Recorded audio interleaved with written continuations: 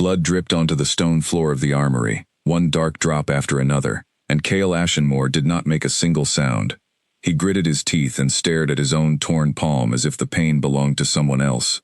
The border skirmish had ended an hour ago, but the wooden barricade he had clawed through to save 2 of his soldiers had left long splinters buried deep in his skin. He was the Alpha King of the Northern Packs, a man feared by rival packs and respected by his own people, and he refused to call for help. Calling for help meant admitting weakness, and weakness was something an Alpha King could never afford to show. He tried to pull one splinter free with his claws, but his hand shook, and the wood snapped instead of coming loose. A low growl rose in his throat. Outside the armory, the castle was quiet, most of the staff already asleep, the torches burning low along the corridors. He had chosen this hour on purpose, so no one would see him like this, struggling alone, with a wound he could not properly treat himself. He did not hear the soft footsteps behind him, until a voice broke the silence. "You are doing that wrong," the voice said. "You will only push it in deeper." Cale turned sharply, his golden eyes flashing in the dim light. A young woman stood in the doorway, a small basket in her hands, her simple gray dress marking her as one of the castle servants. She did not look afraid, though every instinct in her body should have told her to be. Few people spoke to the Alpha King without trembling, and even fewer dared to correct him. "Leave," Cale said, his voice low and rough.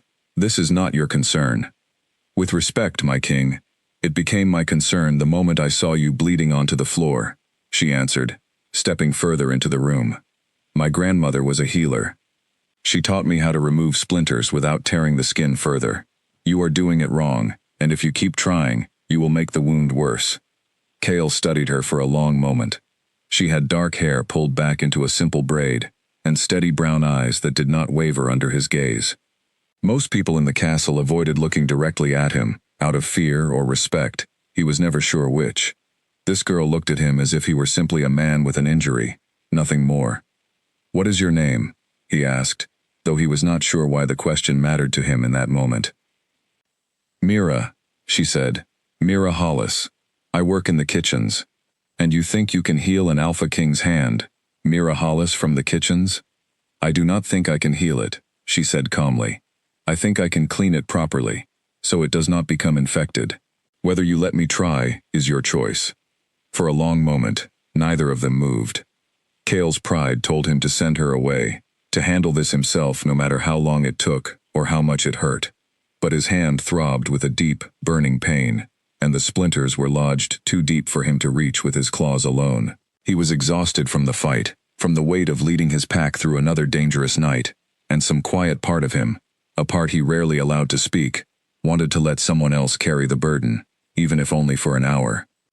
"Fine," he said finally, lowering himself onto a wooden bench near the wall.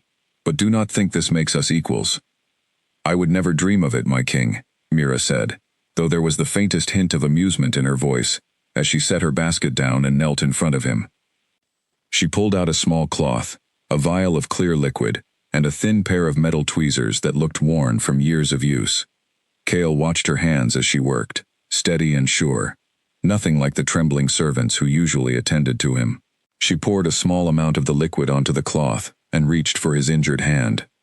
"This may sting," she warned.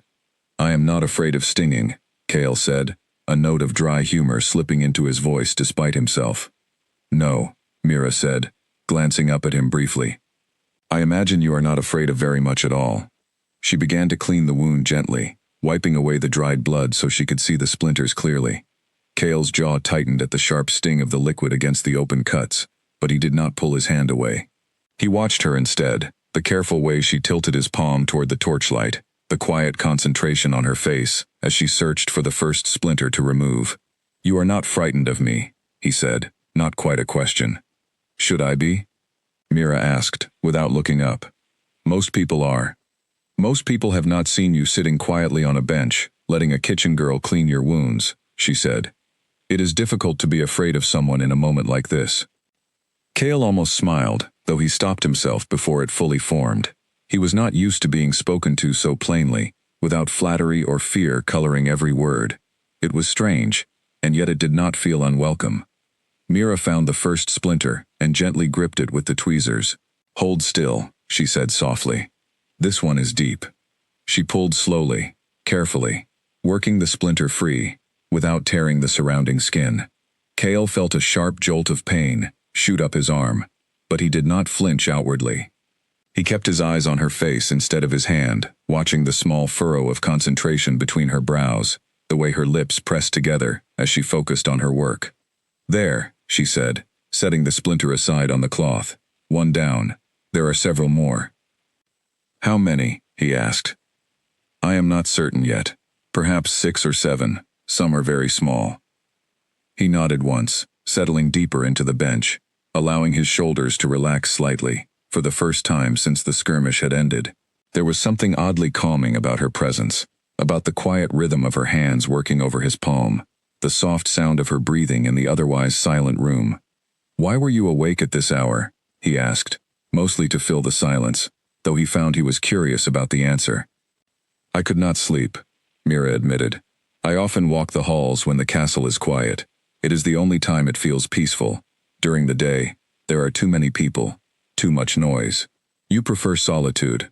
I prefer honesty, she corrected gently. During the day, everyone wears a mask, myself included. At night, there is no one to perform for. Kale considered her words carefully. He understood that feeling better than she could possibly know. As Alpha King, he wore his own mask every single day, a mask of strength and certainty, even in moments when he felt neither. It was rare, vanishingly rare, for anyone to see him without it. She found the second splinter, and worked it free just as carefully as the first. Kale's hand twitched slightly at the sting, but again, he did not pull away. Mira noticed this, though she said nothing about it at first, simply continuing her work with steady hands. You do not pull away, she said finally, after the third splinter came free. Most people flinch when it hurts, even alphas. I have tended to a few injured guards before. They always pull back at least a little. I have been taught since childhood not to show pain, Kale said. An alpha who flinches invites doubt. Doubt invites challenge. A king who cannot control his own reactions cannot be trusted to control a pack. That sounds like a lonely way to live, Mira said quietly, not looking up from his hand. Kale did not answer immediately. No one had ever said something like that to him before, certainly not so plainly, without hesitation or fear of consequence. He studied her bowed head, the careful way she worked, and found himself agreeing with her, though he was not ready to say so aloud. It is necessary, he said instead. Necessary and lonely are not opposites, Mira replied. A thing can be both. She removed the fourth splinter, then the fifth, working in comfortable silence for a while after that. The torchlight flickered gently across the stone walls, casting long shadows that danced with each small movement. Outside, the wind picked up, rattling faintly against the shuttered windows, but inside the armory, everything felt still, suspended in a quiet pocket of time that belonged only to the two of them. Almost done, Mira murmured, more to herself than to him, as she searched his palm for any remaining fragments. Just 2 more, I think. They are very small. Kale watched her fingers move gently across his skin, searching, careful not to cause more pain than necessary. He noticed, almost without meaning to, how gentle her touch was, despite the roughness of her work. How she handled his hand, as though it were something worth being careful with, rather than simply a task to complete. You do this well, he said. Better than the pack physician, if I am honest. My grandmother spent 30 years healing wounds far worse than this, Mira said, a note of quiet pride in her voice. She used to say that healing is not just about the hands, it is about paying attention. Most people rush. They want the pain to be over quickly, for themselves and for the person they are helping. But rushing causes mistakes. And you do not rush. Not when it matters, she said, glancing up at him for just a moment before returning her focus to his hand. She found the 6th splinter, small and thin, buried just beneath the surface near his thumb. She worked it free with practiced patience, and Kale felt only a faint sting this time, nothing compared to the earlier ones. 1 splinter remained, the smallest of all, hidden almost invisibly in the center of his palm. This last one is tricky, she said, tilting his hand toward the torchlight again. It is very shallow, but very small. I need to be precise. Take your time, Kale said, surprising himself with the words. He was not a patient man by nature, not when it came to matters of his own body or his own weakness. Yet in this moment, he found he did not mind waiting. Mira worked slowly, carefully, her tweezers moving with delicate precision, until, finally, the last splinter came free. She set it down beside the others on the cloth, and let out a small breath of relief. "There," she said, "that is all of them."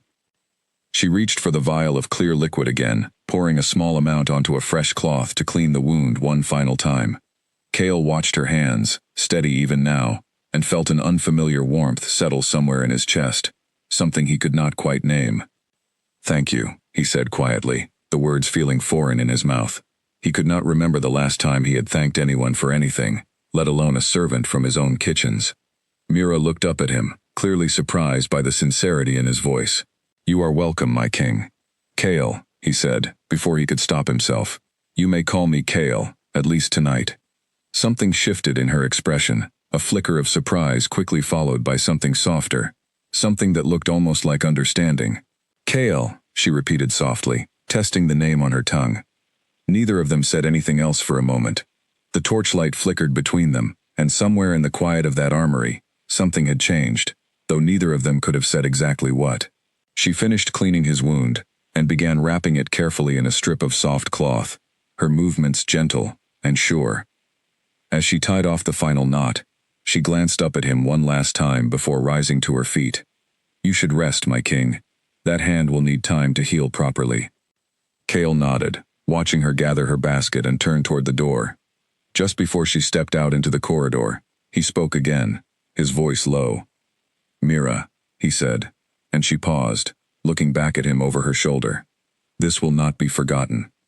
She held his gaze for a long moment, something unspoken passing between them in the quiet space of the armory, before she offered a small nod and disappeared into the shadows of the hallway, leaving Cale alone, with his bandaged hand, and a strange, unfamiliar feeling he could not quite explain. Morning came too quickly for Mira. She had barely slept after leaving the armory, her mind replaying the quiet hour she had spent with the Alpha King over and over again. She told herself it meant nothing, that she had simply done what any healer's granddaughter would have done for an injured man, king or not. Yet she could not shake the image of his golden eyes watching her so intently, or the sound of her own name in his voice when he had asked her to use his. She rose before dawn, as she always did, and made her way to the kitchens, expecting the day to unfold exactly as every other day had. The head cook, a stern woman named Grace Fenwick, was already barking orders at the younger staff, pots clattering, bread rising in the ovens, the familiar chaos of castle life, swallowing Mira whole the moment she stepped through the door. "You look tired," Grace said, eyeing her as she tied on her apron. "Did you not sleep?" "I slept enough," Mira said, though it was not entirely true.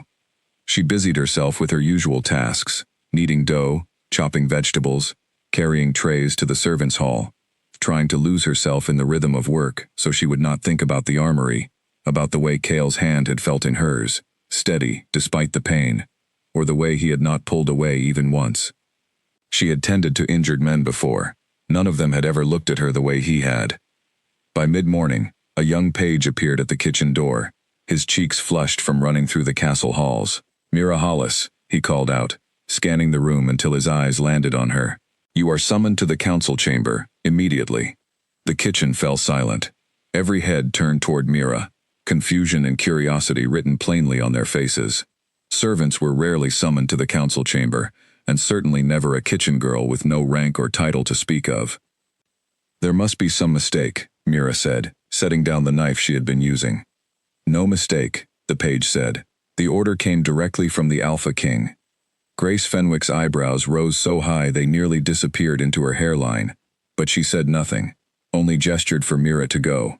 Mira untied her apron with trembling hands, smoothed down her simple dress, and followed the page out of the kitchens and through the winding stone corridors toward the heart of the castle, a part of the building she had never once been permitted to enter. The council chamber was a large room with high ceilings and tall windows that let in streams of pale morning light.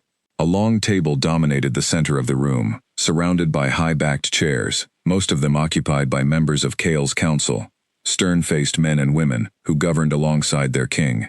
Mira felt every eye in the room turn toward her the moment she stepped through the doors, and she fought the urge to shrink back into the hallway. Cale sat at the head of the table, his bandaged hand resting in his lap, his expression unreadable as he watched her approach.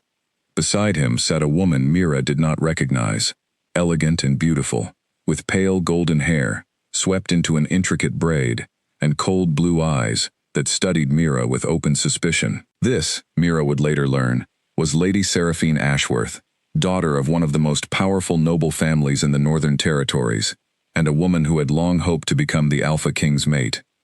"Mira Hollis," Cale said, his voice carrying easily across the chamber. "Thank you for coming."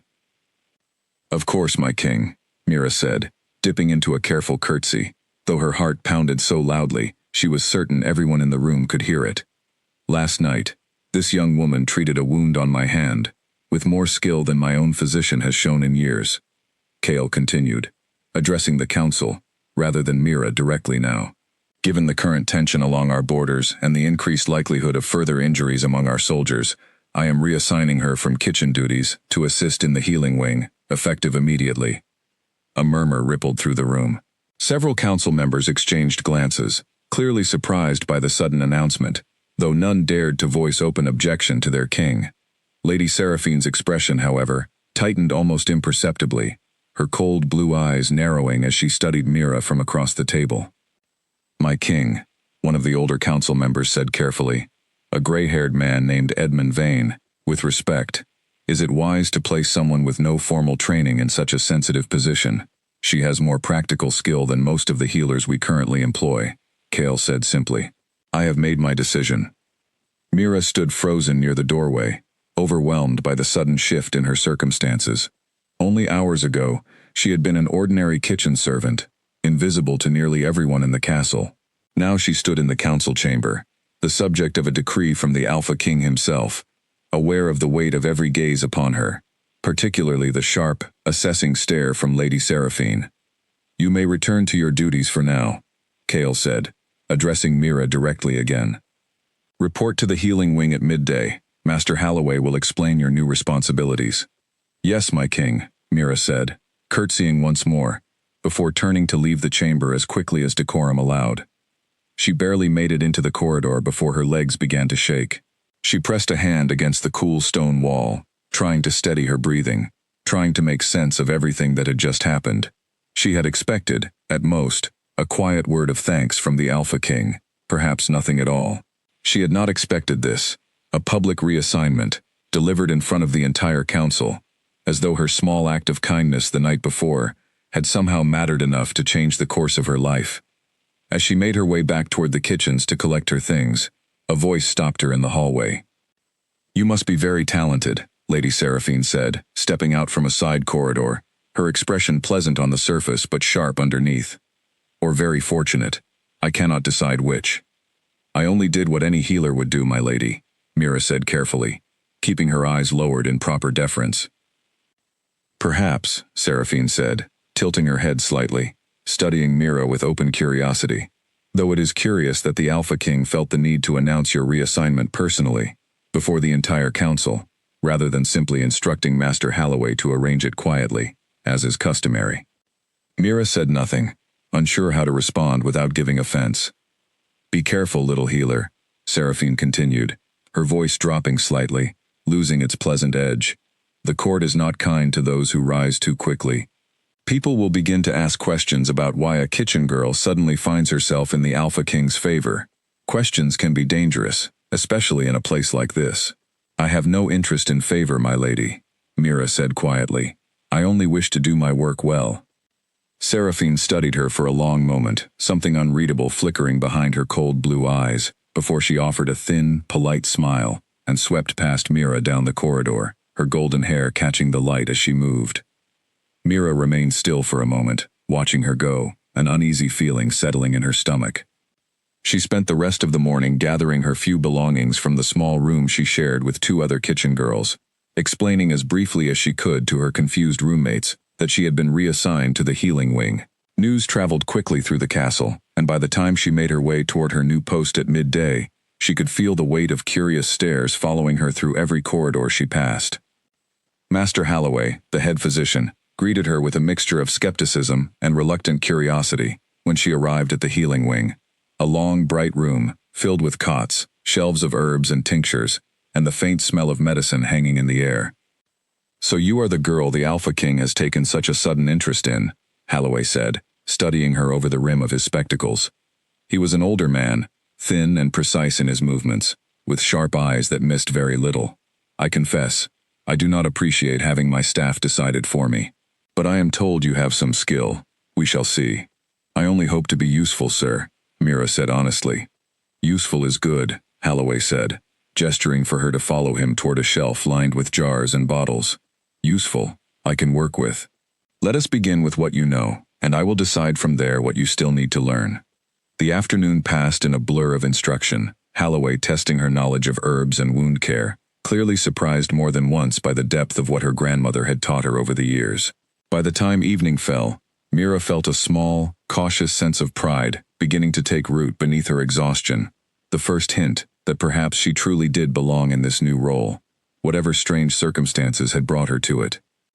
She did not see Cale again that day, though she found her thoughts drifting toward him more than once as she worked, wondering how his hand was healing, wondering whether he had meant what he said the night before, that their encounter would not be forgotten.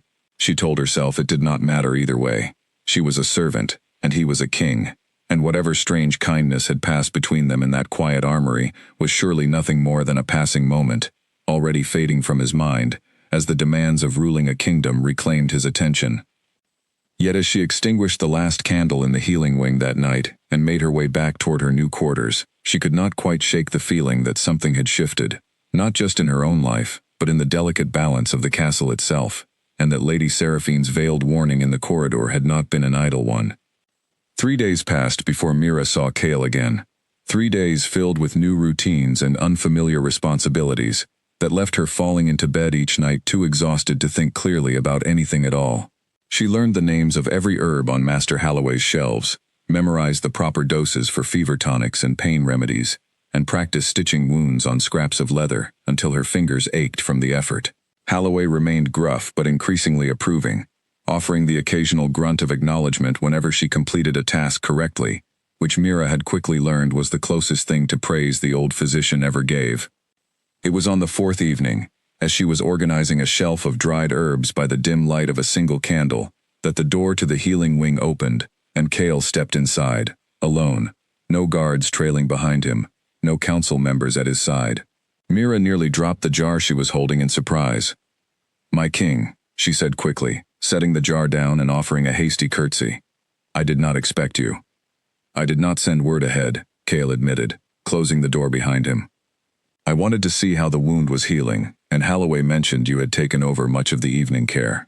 He held out his bandaged hand, and Mira crossed the room toward him, grateful for the simple, familiar task of unwrapping the cloth to examine the wound beneath. The skin had knitted together well, the deep gashes reduced to thin, healing lines, no sign of infection or lingering damage. "It is healing nicely," she said, running her fingers gently along his palm to check for any tenderness.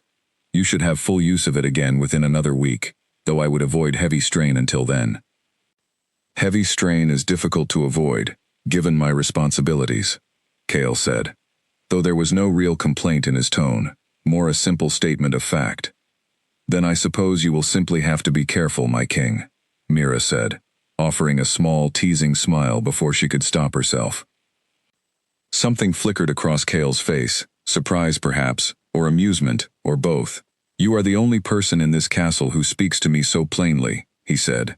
"Most people agree with everything I say, before I have even finished saying it. Would you prefer that I did the same?" Mira asked, rewrapping his hand in a fresh strip of cloth. "No," Cale said, watching her work. "I would not." They fell into an easy silence for a moment, broken only by the soft rustle of the cloth, as Mira finished securing the bandage. She was acutely aware of how close they stood, of the warmth radiating from him, of the low, steady sound of his breathing in the quiet room. She stepped back once the task was complete, putting a careful distance between them, though she could still feel the weight of his gaze upon her. "How are you finding your new position?" Cale asked, apparently in no hurry to leave. "Challenging," Mira admitted honestly. Master Halloway is a demanding teacher, but a fair one. I am learning a great deal. And the whispers? Kale asked, his golden eyes sharpening slightly. I imagine there have been many, given the manner of your reassignment. Mira hesitated, unsure how much to say. There have been some, she admitted carefully. Lady Seraphine seemed concerned about the suddenness of it. Kale's jaw tightened almost imperceptibly at the mention of Seraphine's name. Lady Seraphine is concerned about a great many things that are not truly her concern, he said, a note of weariness creeping into his voice. Her family has long hoped for an alliance between our houses. She views any deviation from that expectation as a personal affront. I did not mean to cause difficulty for you, my king, Mira said quietly. You have caused no difficulty, Kale said firmly. Whatever difficulties arise from this are my own to manage, not yours. He studied her for a long moment then, something thoughtful and unreadable behind his golden eyes, before he spoke again, his voice quieter now. May I ask you something, Mira? Of course, she said, though her heart quickened at the sudden shift in his tone. Why did you help me that night? You did not know me. You had no reason to risk offending me by stepping into a room where you were not summoned. Most servants would have simply looked away and continued on their path. Mira considered the question carefully before answering. I suppose, she said slowly, I have never been very good at looking away from someone in pain, regardless of who they are. My grandmother used to say that suffering does not care about titles, and neither should healing. A wise woman, your grandmother. She was, Mira agreed, a soft, wistful smile touching her lips. She passed 3 winters ago, but I think of her teachings often. I am sorry for your loss, Kale said, and the sincerity in his voice caught her slightly off guard. Thank you, my king. Kale, he corrected gently. When we are alone, you may call me Kale. I told you this before. Kale, Mira repeated softly, testing the familiarity of the name once more, feeling the strange thrill of speaking it aloud to the most powerful man in the Northern Territories, as though he were simply an ordinary man standing before her. They talked for a while longer than either of them likely intended, the conversation drifting easily from the Healing Wing's daily routines to the state of the northern borders, to small, unimportant things that somehow felt significant simply because of who was sharing them. Mira found herself relaxing in his presence in a way she had not expected, the careful formality she maintained with every other member of the court slowly dissolving as the evening wore on. It was only when a distant bell tolled, marking the late hour, that Kale seemed to remember himself, straightening slightly, the easy warmth in his expression shifting back toward the more guarded composure of a king. I should let you rest, he said, moving toward the door. You have an early start tomorrow, I imagine. I do, Mira confirmed, though some small part of her wished the evening did not have to end. At the doorway, Kale paused, glancing back at her one final time. Thank you, Mira, for the hand, and for the conversation. Both were more welcome than you likely realize. You are welcome, my king. Kale, she corrected herself quickly, and he offered a small, genuine smile before disappearing into the corridor beyond, leaving her alone once more in the quiet Healing Wing, her mind spinning with everything that had just passed between them.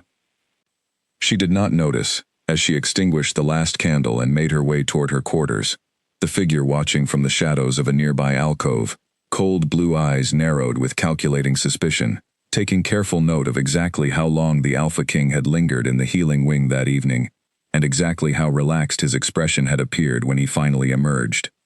Lady Seraphine waited until Mira's footsteps faded down the corridor before stepping out of the shadows, a thoughtful, dangerous expression settling across her elegant features. She had spent months carefully cultivating her position at court, months ensuring that her family's alliance with the throne remained secure, and she had no intention of allowing a kitchen servant, however skilled with herbs and bandages, to threaten everything she had worked so carefully to build. She would need to learn more about this Mira Hollis, she decided, turning back toward her own quarters with quiet, deliberate steps. Where she had come from, what she truly wanted, and most importantly, whether she posed a genuine threat to the future Seraphine had long envisioned for herself. If the answer proved to be yes, Seraphine had no intention of simply standing by and watching that future slip away without a fight. 2 weeks passed, and the castle settled into a new, unspoken rhythm. Kale found reasons to visit the Healing Wing more often than his hand's recovery required, and Mira found herself watching for him each evening, though she would never have admitted it aloud to anyone. Their conversations grew longer, easier, filled with quiet laughter that neither of them expected from someone in their respective positions. Mira learned that beneath the composed, commanding exterior of the Alpha King lay a man who carried far more weight than his people realized, burdens he rarely allowed himself to set down, even for a moment. One evening, as autumn winds began to sweep cold and sharp across the northern territories, Kale arrived at the healing wing, not with an injury, but with a small, wrapped bundle in his uninjured hand. "I noticed you admiring these in the eastern garden last week," he said, somewhat awkwardly, holding out the bundle. "I asked one of the gardeners to gather some before the frost claims them." Mira unwrapped the bundle carefully to find a small bouquet of deep purple wildflowers, the same flowers she had paused to admire during a rare free afternoon spent walking the castle grounds. She had not realized anyone had noticed her lingering there, let alone remembered it days later. "They are beautiful," she said softly, genuinely touched by the gesture. "Thank you, Kale." "It is a small thing," he said, though the slight uncertainty in his voice suggested he cared more about her reaction than he wanted to admit. "It is not small to me," Mira said, meeting his eyes. They stood together for a long moment, the space between them feeling charged with something neither of them had yet found the courage to name. Kale took a step closer, his golden eyes searching her face as though looking for permission, or perhaps for confirmation, that he had not misread the quiet warmth that had grown steadily between them over the past weeks. "Mira," he said, his voice low, "I find myself thinking of you far more than a king should think of anyone outside matters of state." "And is that troubling to you?" Mira asked quietly. "It should be," Kale admitted. "My advisors would tell you it is. Lady Seraphine's family expects an alliance that has been discussed for years. My council believes stability requires a mate chosen with political considerations in mind. And yet," Mira prompted gently. "And yet I find myself far less troubled by the thought than I probably should be," he finished, a rare vulnerability softening his usually composed features. Mira's heart pounded in her chest, torn between the cautious voice of reason warning her of the impossible distance between a kitchen servant and a king, and the quiet, undeniable pull she felt toward this man who had somehow, in the space of a few weeks, become someone she looked forward to seeing more than anyone else in her life. "I am no one important, Kale," she said carefully. "A servant's daughter with no title, no family name worth mentioning at court. Whatever this is between us, it cannot end well for either of us, and I fear it may end far worse for me." "You underestimate yourself," Kale said, closing the remaining distance between them. "And you underestimate what I am willing to risk." Before Mira could respond, the sound of approaching footsteps in the corridor outside sent them both stepping quickly apart, the moment shattered by the sudden reminder of how easily they could be observed, how quickly whispers could spread through a castle full of watchful eyes and eager tongues. Master Halloway entered a moment later, oblivious to the tension he had interrupted, already speaking about a shipment of medicinal herbs that had arrived from the southern territories. Kale excused himself shortly after, offering Mira a final, meaningful glance before disappearing down the corridor, leaving her standing alone with her small bouquet of purple wildflowers and a heart that felt entirely too full for the careful, guarded life she had always known how to live. That night, unable to sleep, Mira found herself walking the quiet castle grounds, the same solitary habit that had first led her to discover Kale injured and alone in the armory weeks earlier. The autumn air was cold and sharp against her skin, and she pulled her shawl tighter around her shoulders as she walked, her mind spinning with everything Kale had said, everything left unspoken between them. She did not notice Lady Seraphine watching from a shadowed archway until it was too late to avoid her. "Out for another late walk, I see," Seraphine said, stepping into the moonlight, her golden hair catching the pale glow. "You seem to have made quite a habit of wandering the castle after dark." "I find it peaceful, my lady," Mira said carefully, keeping her tone respectful despite the wariness settling in her stomach. "Peaceful," Seraphine repeated, a faint, humorless smile touching her lips. "I wonder if the Alpha King finds it equally peaceful, given how frequently his own late-night wanderings seem to lead him toward the healing wing these days."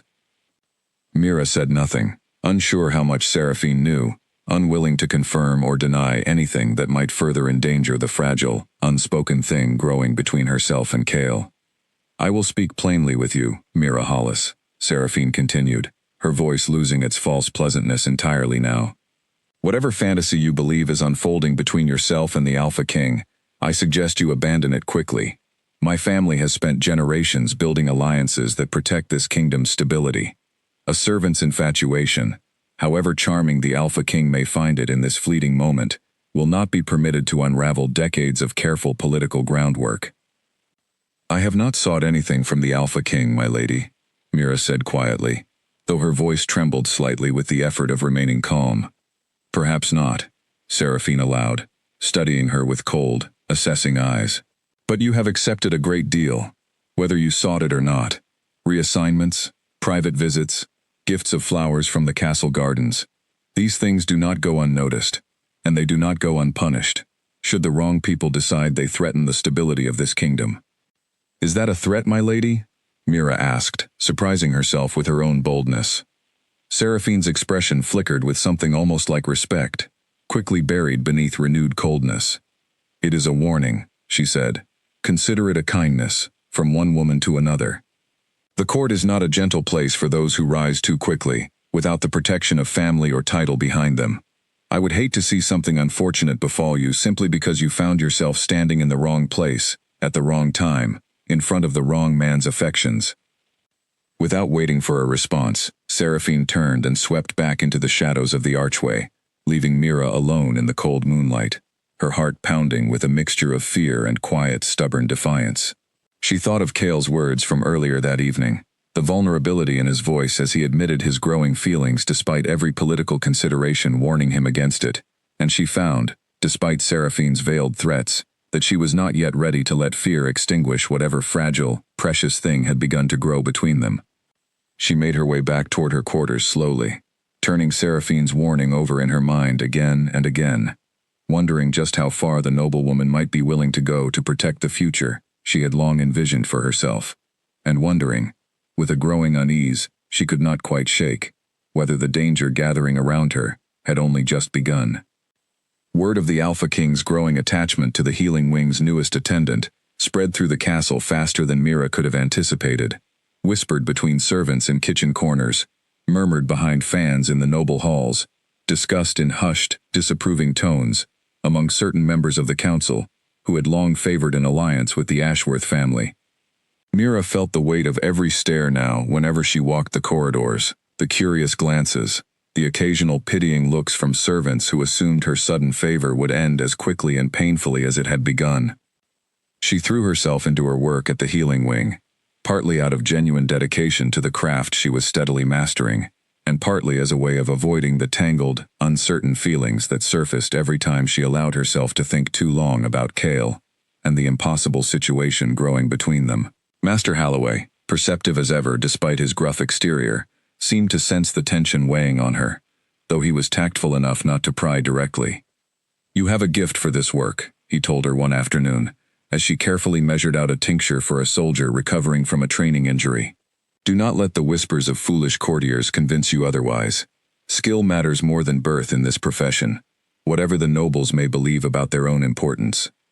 "Thank you, sir," Mira said, grateful for the small reassurance, though it did little to ease the deeper worry lodged in her chest. That evening, as she prepared to leave the Healing Wing for the night, a young guard she recognized as one of Cale's personal escorts appeared at the door, his expression carefully neutral in the way of someone delivering a message they had been instructed to keep discreet. "The Alpha King requests your presence in the Eastern Garden," the guard said quietly. "He asks that you come alone, and that the matter remain private." Mira's heart quickened, uncertain whether to feel excitement or apprehension at the summons. She gathered her shawl and followed the guard through a series of quieter, less traveled corridors, until they reached a side entrance leading out into the castle's eastern garden, a secluded space, enclosed by high stone walls, and rarely used, except by nobles, seeking privacy for quiet conversations. Cale waited beneath a large, ancient oak tree near the garden's center, his tall figure silhouetted against the deepening twilight sky. He turned as she approached, and something in his expression, tense and guarded in a way she had not seen since the night she first tended his wounded hand, sent a fresh wave of unease through her. "You wish to see me," Mira said carefully, stopping a respectful distance away. "I did," Cale said, though he seemed hesitant to continue, his golden eyes searching her face as though weighing how much to say. "I received troubling news today, regarding my brother Nathaniel." "Your brother?" Mira asked, surprised. She had heard little of Cale's family in their conversations, though she knew vaguely that he had a younger brother who oversaw the Pack's western territories. "He commands the outposts along our western border," Cale explained, his jaw tight with barely restrained concern. "Scouts report unusual movement from the Thornridge Pack in recent days, increased patrols, unexplained gatherings, near the contested borderlands. Nathaniel believes it may be nothing more than routine posturing, but I do not share his confidence." "You believe they are preparing for something more serious," Mira said, understanding immediately. "I fear it," Cale admitted. "The Thornridge Pack has long resented the Northern Territory's claim over the borderlands. If they sense weakness or distraction within my own court, they may see it as an opportunity to strike, particularly if certain personal matters continue drawing attention away from more pressing concerns." Mira felt a chill settle over her that had nothing to do with the cooling evening air. "You mean matters concerning myself," she said quietly. "I mean matters concerning us," Cale corrected gently, though the weight of his words did little to ease her growing unease. "Lady Seraphine's family holds significant influence among the council, Mira. Several members have already begun questioning my judgment, suggesting that my attention has grown divided at precisely the moment unity and clear leadership matter most. I do not say this to place blame upon you. I say it because I need you to understand the full weight of what we are navigating."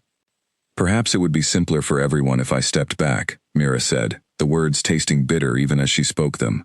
"If I returned to the kitchens, allowed the whispers to fade, allowed you to focus fully on protecting your people from whatever threat may be gathering along the western border." "No," Cale said firmly, closing the distance between them in a few swift strides. "I did not summon you here tonight to suggest such a thing, Mira. I summoned you because I needed you to understand the situation clearly, not because I wished to see you retreat from it. I have spent my entire life making careful, calculated decisions for the sake of my pack, setting aside every personal desire in favor of duty and strategy. I am not willing to set this aside so easily, whatever difficulties it may bring." Mira searched his face, finding nothing but sincerity in his golden eyes, and felt the tight knot of fear in her chest ease slightly, replaced by a fierce, protective warmth she had not expected to feel so strongly for a man she had known such a short time.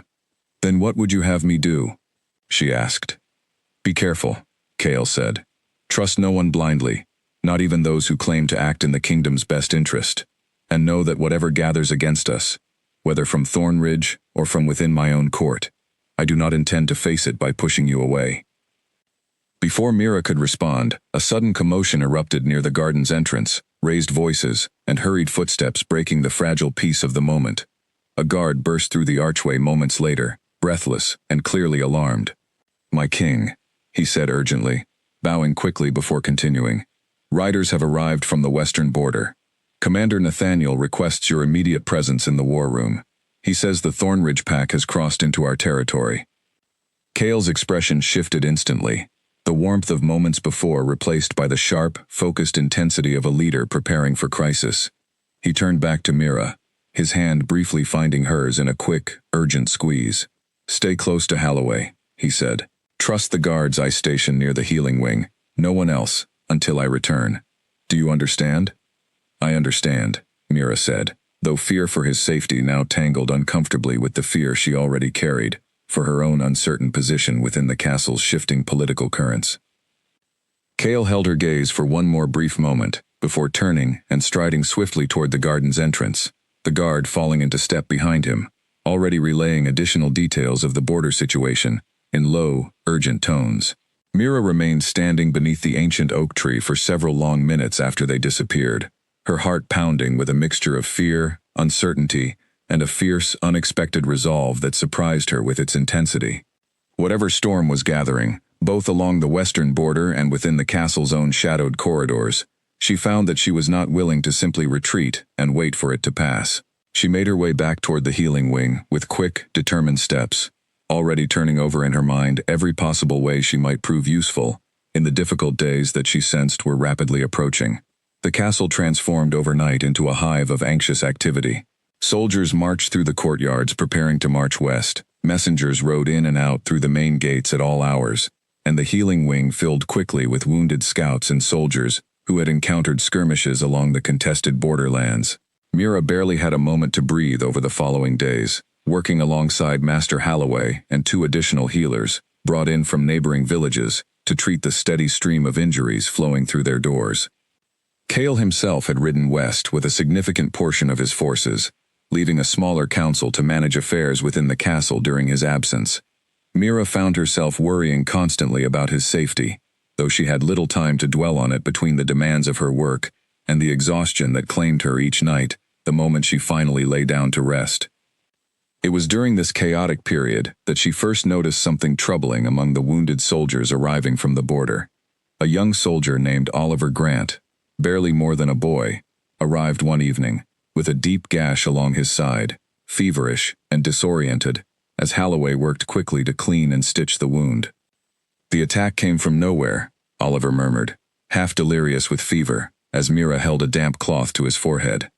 "They knew exactly where our patrols would be, exactly when the shift changes happened. Someone told them." "Rest now," Mira said gently, though his words lodged uncomfortably in her mind. "You are safe here." Later that night, as she prepared a fresh batch of fever tonic in the quiet healing wing, she found herself turning Oliver's feverish words over in her mind, again and again. If the Thornridge Pack truly had advanced knowledge of patrol patterns and shift changes along the western border, it suggested something far more troubling than simple opportunistic aggression. It suggested betrayal from within Cale's own forces, or worse, from within the castle itself. She mentioned her concerns to Holloway the following morning, cautiously, unsure whether her suspicions held any real merit, or whether she was simply allowing her own anxieties to run away with her imagination. "It would not be the first time treachery has weakened a pack from within," Holloway said grimly, his expression troubled as he considered her words. "But such accusations are dangerous to make without solid proof, particularly for someone in your position, Mira. You would do well to keep such suspicions close, and share them only with those you trust absolutely." Mira nodded, understanding the wisdom in his caution, though the unease continued to gnaw at her over the following days as more wounded soldiers arrived, several of them echoing similar troubling details about the precision of the Thornridge attacks. She began paying closer attention to the comings and goings within the castle, noting which nobles seemed unusually interested in the healing wing's daily reports, which servants lingered a little too long near the war room when messages arrived from the Western Front. It was nearly a week into the crisis when she noticed Lady Seraphine engaged in quiet, urgent conversation with a stranger near the castle's western gate, a man dressed in the plain, unmarked clothing of a common traveler, yet carrying himself with a controlled, deliberate bearing that struck Mira as distinctly out of place. She paused near a shadowed archway, watching the exchange with growing unease, though she was too far away to hear their actual words. Seraphine passed the stranger a small, folded piece of parchment before he disappeared quickly through the gate, melting into the bustle of the surrounding village beyond the castle walls. Seraphine remained still for a moment afterward, glancing around carefully as though checking for observers, before turning and making her way back toward the castle's main halls with brisk, purposeful steps. Mira's heart pounded as she considered what she had just witnessed. It could mean nothing, she told herself. Simply an ordinary exchange of correspondence between a noblewoman and a messenger handling personal family matters. Yet something about the furtive nature of the exchange, the careful glances Seraphine had cast around her before and after, left Mira deeply unsettled. She debated for days whether to share what she had seen with anyone, uncertain whether Seraphine's actions truly held any connection to the troubling reports coming from the western border, or whether Mira's own growing distrust of the noblewoman was simply coloring an innocent moment with unwarranted suspicion. It was only when a second wounded soldier arrived several days later, echoing the same troubling detail about the Thornridge Pack's apparent foreknowledge of patrol movements, that Mira finally decided she could not remain silent any longer, regardless of the risk such an accusation might carry.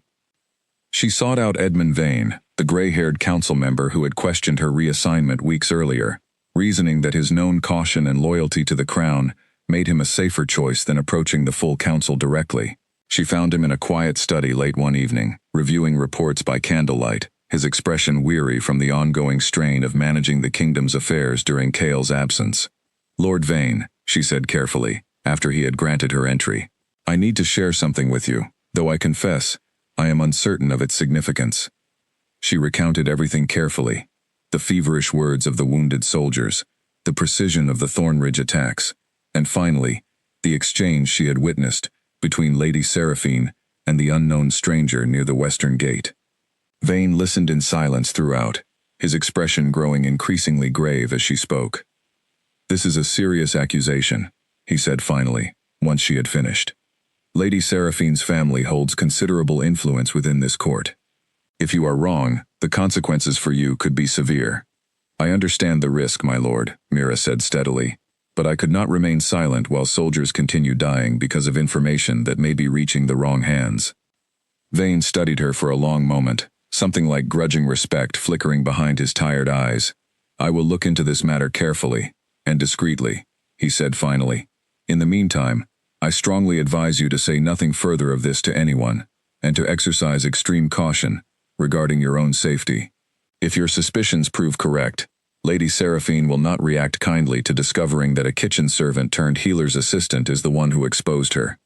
Mira nodded, a fresh wave of apprehension settling over her as she left Vane's study and made her way back through the quiet, torchlit corridors toward her own quarters.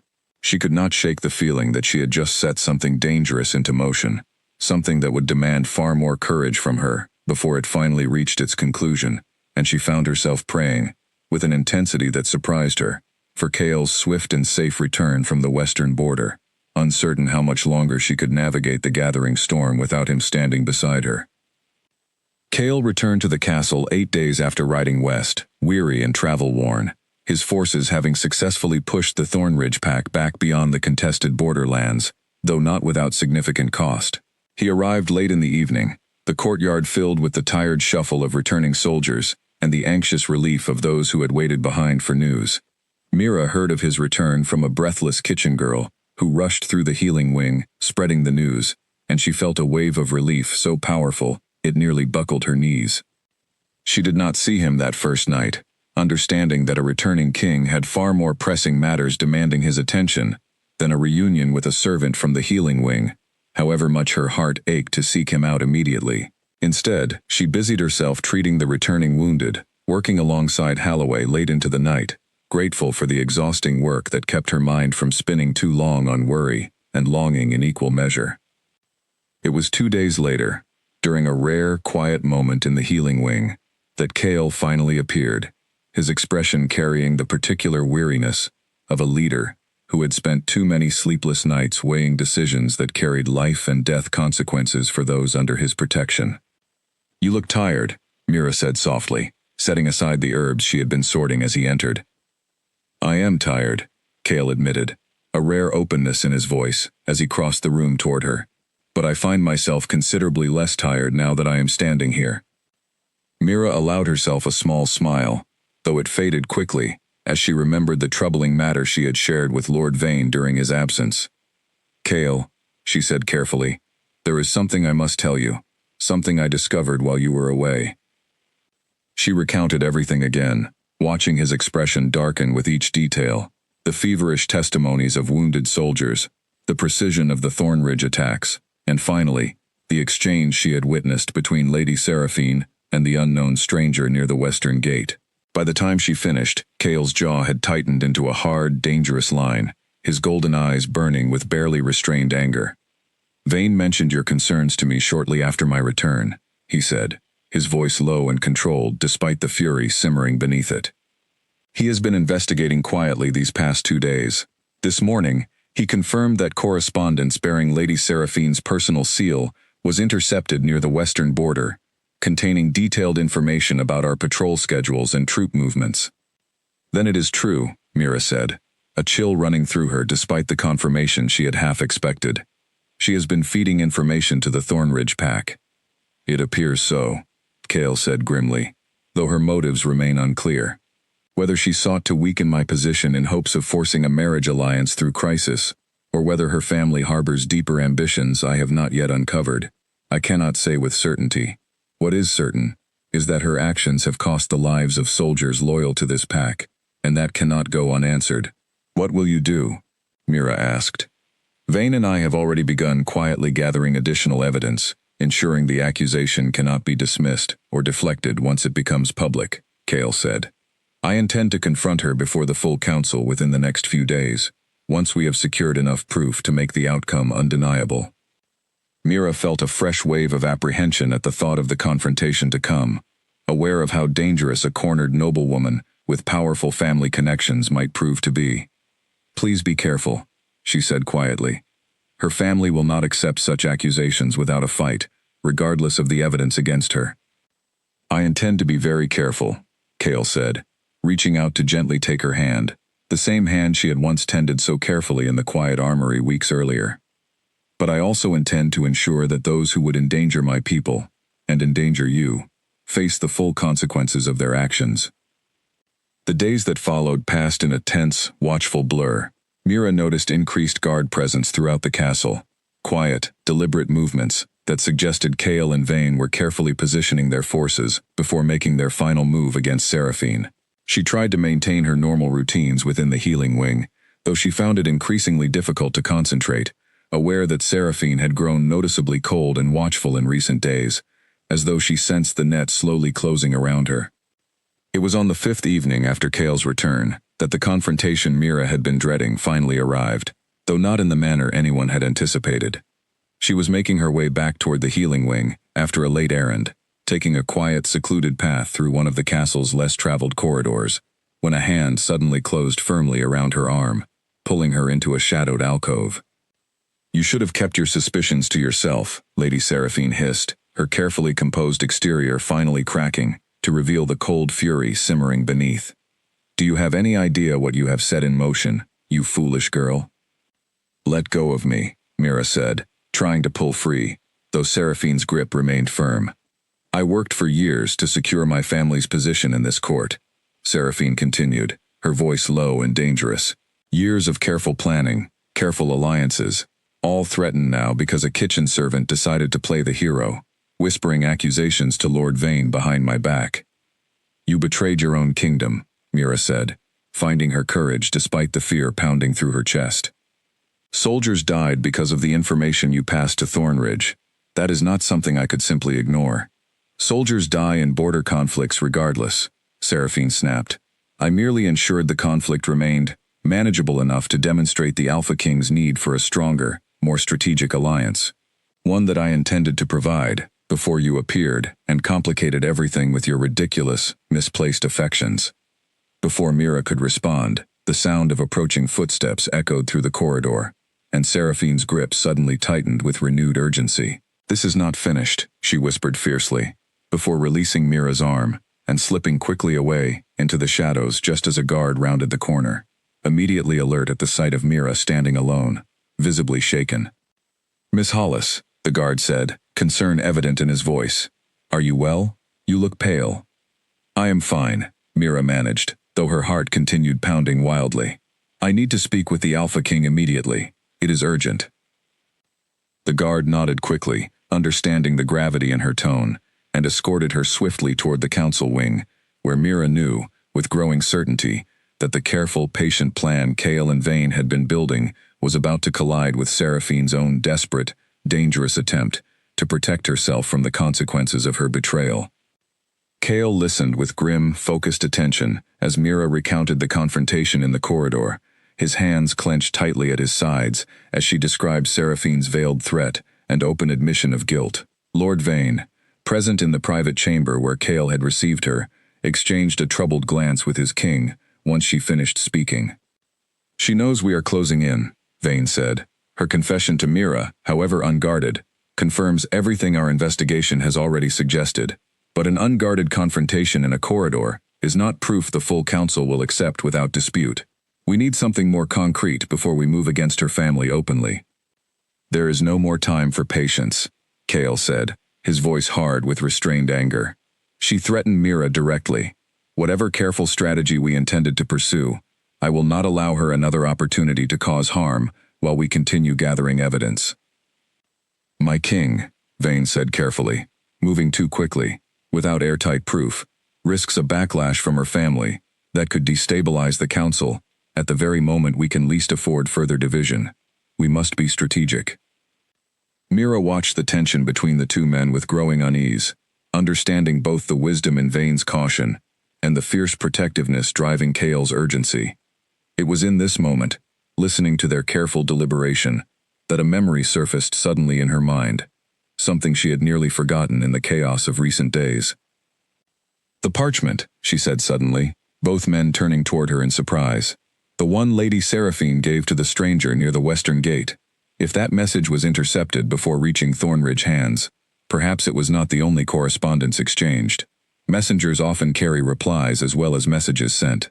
If we could locate the courier she has been using, there may be additional correspondence, perhaps even direct evidence of her ongoing communication with Thornridge leadership." Vane's expression sharpened with interest. "A reasonable thought. Do you recall anything distinctive about the courier's appearance that might help us identify him?" Mira closed her eyes, picturing the scene again carefully. He wore plain traveling clothes, unmarked, deliberately unremarkable, but he carried a small, curved dagger at his hip, unusual in design, with a distinctive silver handle shaped like a wolf's head. It caught the torchlight as he turned to leave. "That is a Thornridge courier's mark," Vane said, his voice tightening with recognition. "Their elite messengers carry blades of that exact design, a mark of loyalty and rank within their pack's inner circle. If we can identify which courier route he traveled, we may be able to intercept further correspondence before it reaches its destination." Kale turned immediately to the guards stationed at the chamber door. "Send word to the border patrols immediately.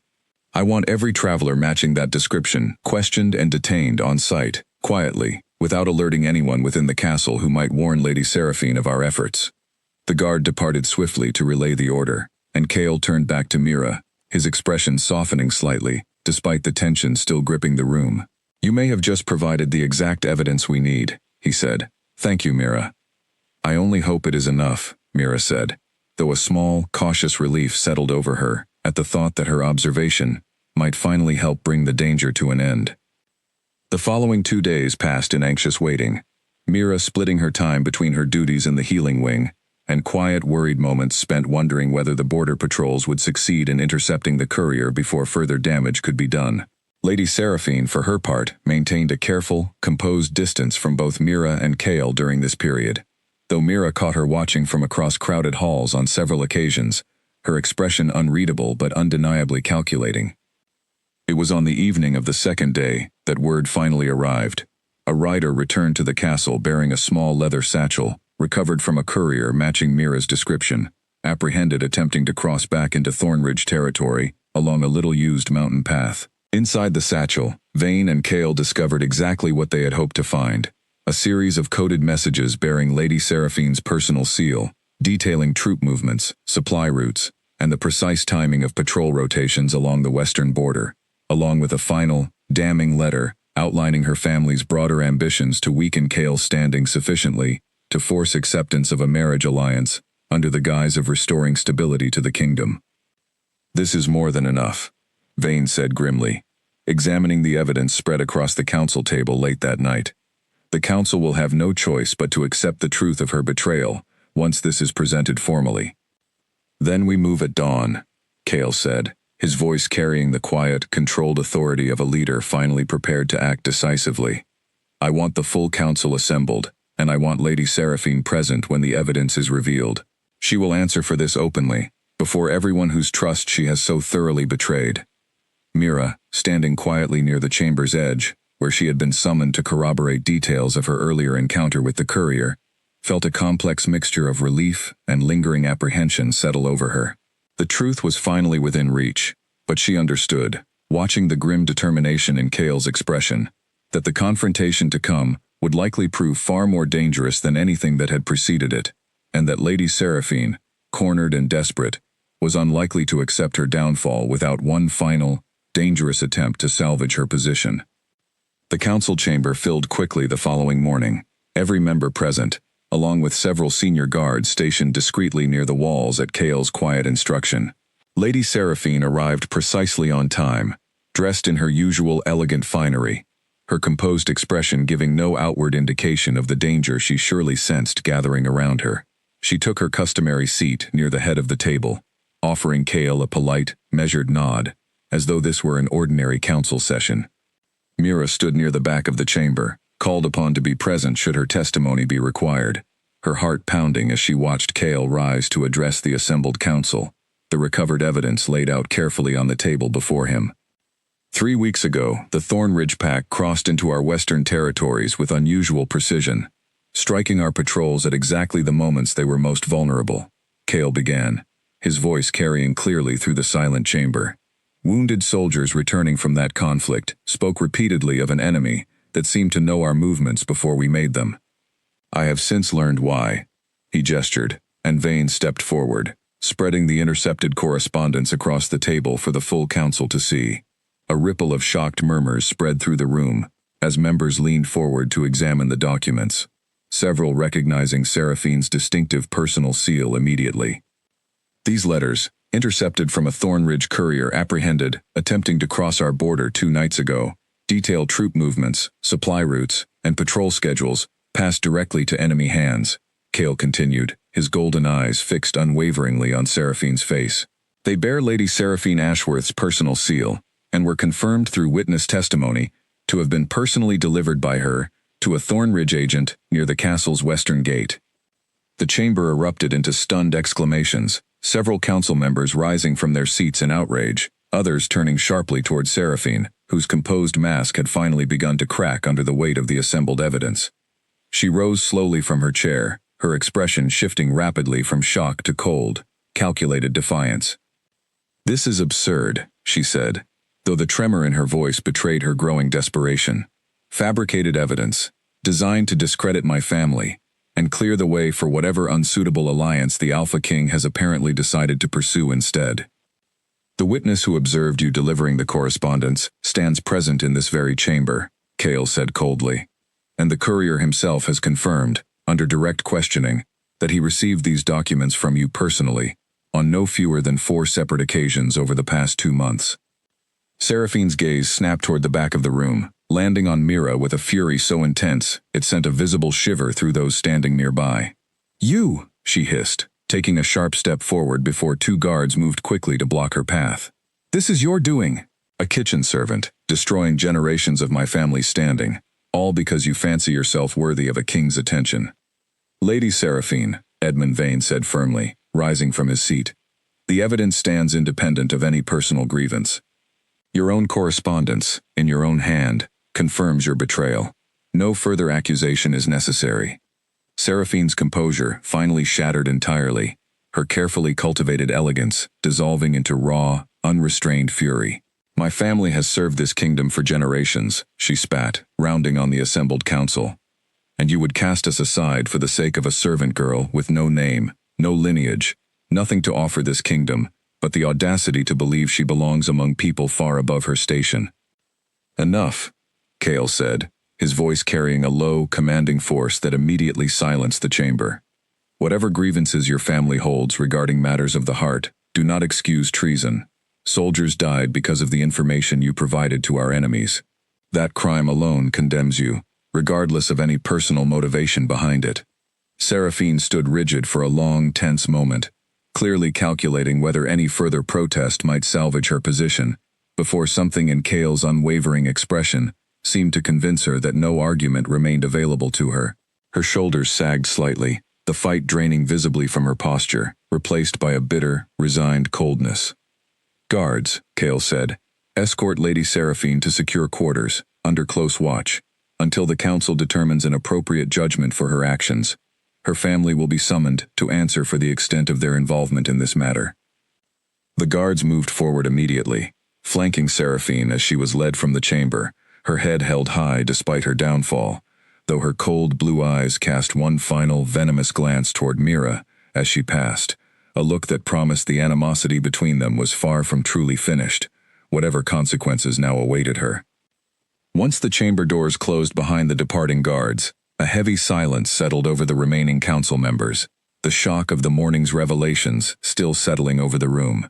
Kale addressed the council briefly, regarding the necessary steps to secure the western border further and manage the political fallout of the Ashworth family's disgrace, before finally dismissing the session, the members filing out slowly, still murmuring among themselves about the dramatic turn of events they had just witnessed.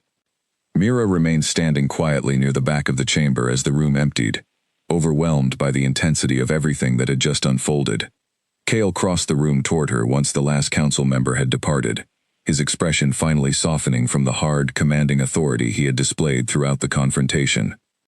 "It is over," he said quietly, though something in his voice suggested he understood, as she did, that while the immediate danger had passed, the road ahead remained far from simple. "Is it truly over?" Mira asked, thinking of the venomous look Seraphine had cast her way, as she was led from the chamber. "The threat to the kingdom is over," Kale said carefully.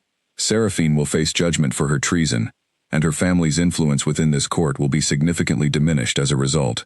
But I understand if you remain wary. She is not a woman who accepts defeat gracefully." Mira nodded, grateful for his honesty, though a lingering unease remained, despite the relief flooding through her at the resolution of the immediate crisis. Kale reached out, gently taking her hand, the same gesture that had first bound their fates together weeks earlier in the quiet armory. "Whatever comes next," he said softly, "I do not intend to face it without you standing beside me." Winter arrived slowly over the following weeks, the castle grounds dusted with the season's first frost, as the northern territories settled gradually back into a fragile, hard-won peace. The Ashworth family, stripped of much of their influence within the council following Lady Seraphine's disgrace, withdrew quietly to their distant estates, their once powerful voice within the court reduced to little more than a cautionary tale, whispered among the nobility. Seraphine herself had been sentenced to permanent exile from the northern territories, a judgment the council considered merciful, given the severity of her betrayal, though Mira suspected the bitter noblewoman would carry her resentment with her wherever she ultimately settled. Life within the castle gradually found a new, steadier rhythm in the aftermath of the crisis. Mira continued her work within the healing wing, her skills growing steadily under Master Halloway's continued guidance, her reputation among the castle's staff shifting slowly from curious suspicion to genuine respect, as word spread of the crucial role she had played in exposing Seraphine's treason. Even those who had once whispered doubtfully about her sudden rise from kitchen servant to healer's assistant found themselves grudgingly acknowledging that perhaps the Alpha King's judgment regarding her placement had not been so misguided after all. Kale, for his part, made no further effort to hide his growing attachment to her, visiting the healing wing openly now, without pretense of injury or official business, content simply to spend quiet evenings in her company, as the castle settled into the slower rhythms of winter.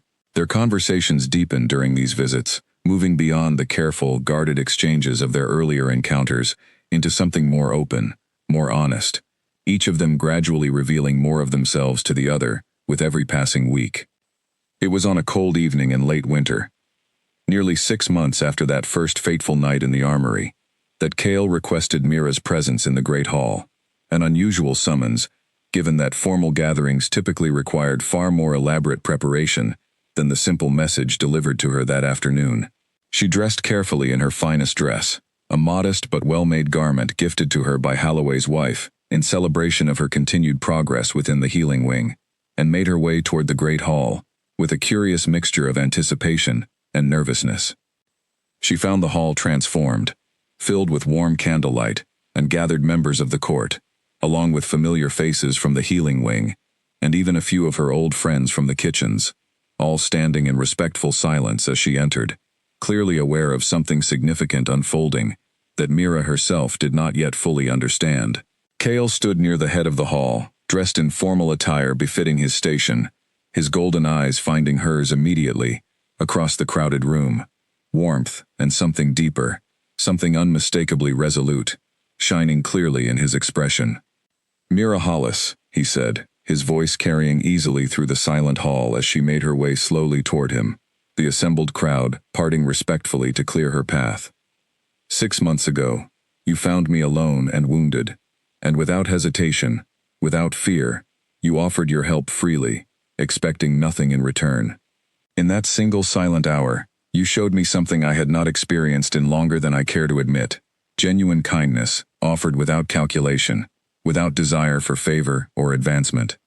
Mira felt her heart pounding as she came to a stop before him, acutely aware of every eye in the hall watching the moment unfold, though her focus remained entirely fixed on Cale's steady, sincere expression.